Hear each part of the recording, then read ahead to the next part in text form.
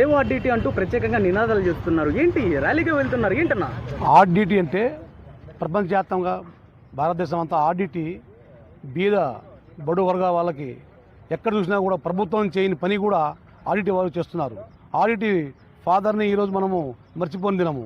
ఎందుకంటే ఎక్కడ చూసినా కూడా ఏ ఏ ఏ ఆర్థిక విషయాలైనా కూడా ఇక్కడ బీద బడు వర్గాలకి ఇబ్బందులు ఉంటాయి. ఎందుకంటే వాళ్ళ ఇండ్లు లేకున్నా ప్రతి పల్లి తిరిగి ప్రతి పల్లెల్లో ఎస్సీ ఎస్టీకి ఇల్లు కట్టించారు. ఆరోగ్యరీత్యా ఏ హాస్పిటల్ కూడా చేయని పని కూడా ప్రతి హాస్పిటల్ కూడా పంపించి మాకు చూపించారు. ఎక్కడ చూసినా ఆర్డిటీ అనేది ఈ దేవుని మీద కొలుస్తారు. అలాంటి ఈరోజు వ్యతిరేకం చేస్తున్నారు. ఈ కేంద్ర ప్రభుత్వాన్ని బుద్ధిరాలని చెప్పేసి ఇలాగే రాబో దినాల్లో కూడా ఈ దినం వాళ్ళు నిర్మించుకోకపోతే రాబో దినాల్లో కూడా భారీగా ఎత్తున మేము ఈ సందేశాన్ని చెప్పేసి తెలియజేస్తున్నాం. ఆర్డిటీ ఈరోజు తనకు రావాల్సిన ఎఫ్సిఆర్ఏ రావాల్సిన రాకున్నట్ల బీజేపీ గవర్నమెంట్ మతోన్మాద దృక్పథంతో ఆపివేయడం అనేది చాలా దుర్మార్గమైన పని.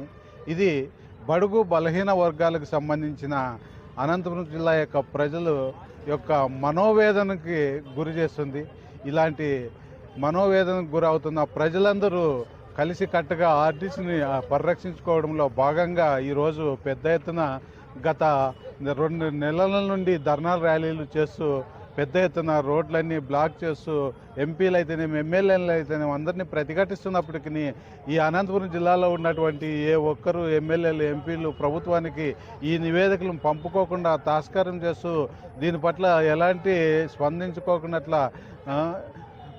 ప్రజలు ఓట్లతో గెలిచినటువంటి ఎమ్మెల్యేలు ఎంపీలు ప్రజల యొక్క సౌకర్యాలు కల్పిస్తున్నటువంటి ఆర్డిటీ పట్ల కృతనిశ్చయంతో ఏదైనా చేసి దాని యొక్క రెన్యువల్ని ఆపివేయకోకుండా కేంద్ర గవర్నమెంట్తో మాట్లాడి తన యొక్క నిధులను తనకి సమకూర్చేలాగా అలాగే అనంత ప్రజలకు న్యాయం జరిగేలాగా చూడాలని చెప్పేసి మేము పౌర హక్కుల సంఘంగా ఈ యొక్క సంఘటనకు పూర్తి స్థాయి మద్దతునిస్తూ